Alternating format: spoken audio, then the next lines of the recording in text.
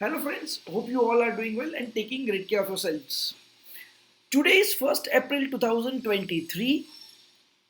I have been issued a notice under section 148 capital A clause B asking me to show cause why my case should not be reopened under section 148. I was given a particular time limit to respond. I responded within that time limit. Now the time limit is over. Now the time limit within which I'm supposed to respond, that is over. Even 31st March is over. The order has not been passed yet. Either order rejecting my submission, stating that okay, now the case will be taken up for reassessment under 148, or the order stating that yes, whatever you have said is to be correct, accepted, there is no escapement of income, so we are dropping the proceedings. Now the orders are time barred, matter ends, the orders are now time barred. What is the legal position now? What is the exact timelines within which the order under section 148 capital A clause D should have been passed? Let us look at this position. So let me first take you to the relevant provisions. I am sure the screen would be visible to you. Let me make it a little bigger for better clarity. Time limit for notice. Section 149 subsection 1 says that no notice under section 148 shall be issued for the relevant assessment year if 3 years have elapsed from the end of the relevant assessment year, unless the case fall in category B. For a time being, I am not getting into category B. Let us say AY 1920. 3 years from the end of the assessment year ends on 31st March 2023. Now, can we say that no notice under section 148 can be issued post 31st March 2023? Whatever has to be done by 31st March 2023 only. Prima facie, till this moment the answer seems yes, but let us go to the proviso, then we'll have better clarity. Let us not conclude at this juncture. Let's go to the proviso number 3. They say that, read this proviso carefully. Provided that for the purpose of computing the period of limitation as per this section, the time or extended time allowed to the assessee as per so cause notice issued under clause B of section 148A, or the period during which the proceeding under section 148A is stayed by the order or injunction of any court shall be excluded. What does it mean? Please appreciate, this precisely means that, let us say I have been issued a notice on 20th of March 2023 granting me a time of 7 days to respond. Now computing this period of limitation of 3 years from the end of the assessment year, which ends on 31st of March, the time of 7 days which has been granted to me, this time now gets expired. This time now gets excluded, meaning thereby the due date is going to be 7th of April 2023. So let us say the notice has come on 15th of the March. They have granted me a time of 10 days. The time limit though expires to respond, that expires on 25th of March.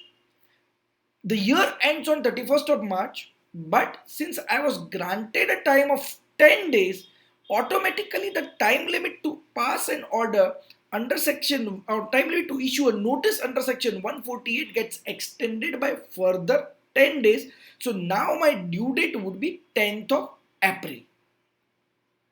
Let us say the notice was issued on 20. Let us say the notice was issued on 22nd of March. The due date to submit the response was 29th of March. 7 days time was granted to me. The 7 days time is expired. I filed or I did not file response. 31st March is now over. But then please wait. 7 days time was granted to me to respond to the notice issued under 148A, meaning thereby the time limit to issue notice under section 148 gets extended further by 7 days. Meaning thereby the notice has to be issued, 148 notice can be issued by 7th of April. In the morning today I got a query. I have been issued a notice, let's say on 30th of the March, granting me a time, let's say of 7 days. Now the time is 6th of April, or let's say 29th March, 6 days, 7 days time. So 30th March, 31st March, 1st, 2nd, 3rd, 4th, and 5th of the April. Now my time limit expires on 5th of the April. I am answering, I'm responding on 5th of the April, the last day. Now what is the timeline? I was given a time of 7 days to respond. I responded within that 7 days, which ends on 5th of the April. Now once again, the time limit for assessing officer to issue notice under 148 is 7 days, that is 7th April only. Wait a moment. For this, we have proviso number 4. Let me take you to that 4th proviso.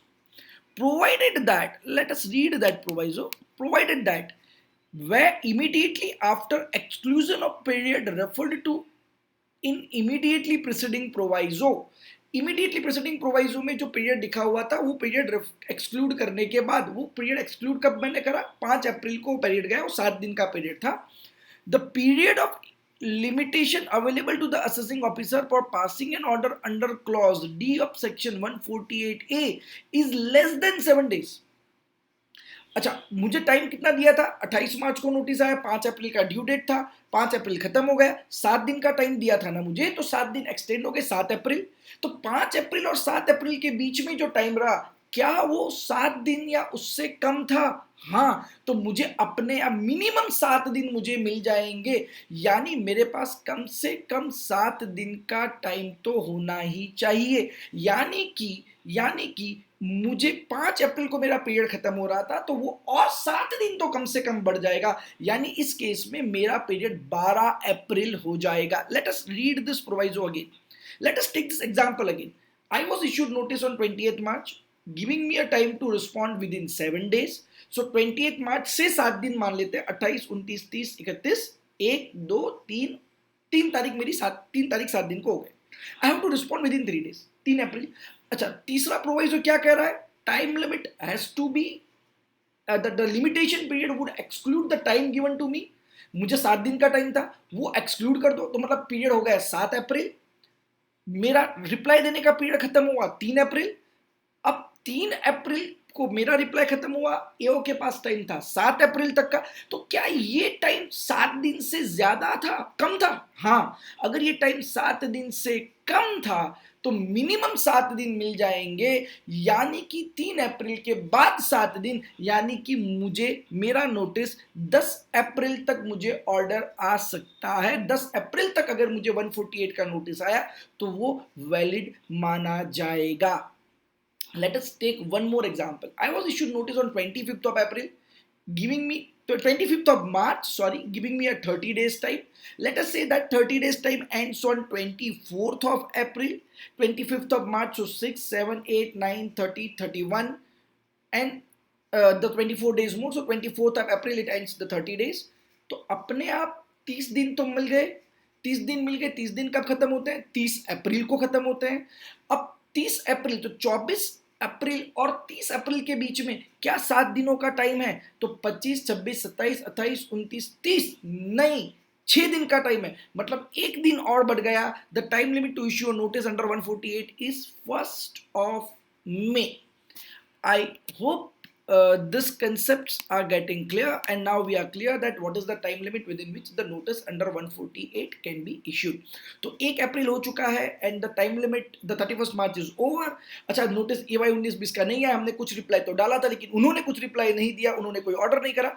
We need not to sit relax.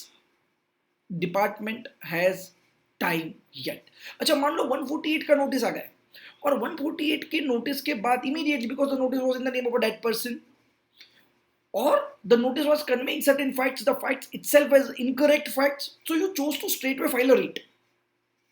अगर आपने कोई REET file कर दिया 148 के notice के सामने straight way, और वहां पर जो टाइम कंज्यूम हो रहा है वो भी टाइम आपका एक्सक्लूड करा जाएगा. So this is what the legal provision with respect to issue of notice under section 148. 31 March खत्म मतलब टाइम खत्म, ये मानने की जरूरत नहीं है. So I hope this video would be a little useful to you. Please note that I prepared the videos based on the queries that I received from the friends. Please consult your tax professionals and chartered accountants and tax lawyers before taking any decision. Whatever views that I give, they indicate my understanding over the law. They cannot be treated as a professional advice. Thank you very much. Stay blessed. Take care.